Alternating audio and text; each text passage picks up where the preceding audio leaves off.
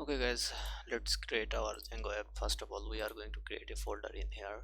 So click new folder and name it code. Okay, so our folder is created. So open up your Visual Studio Code and then click open folder, or go here and click open folder and just go to your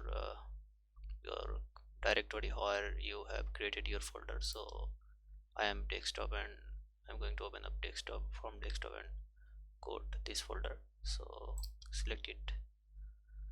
So yeah, we are now in the our uh, our folder. So click on terminal and click command prompt.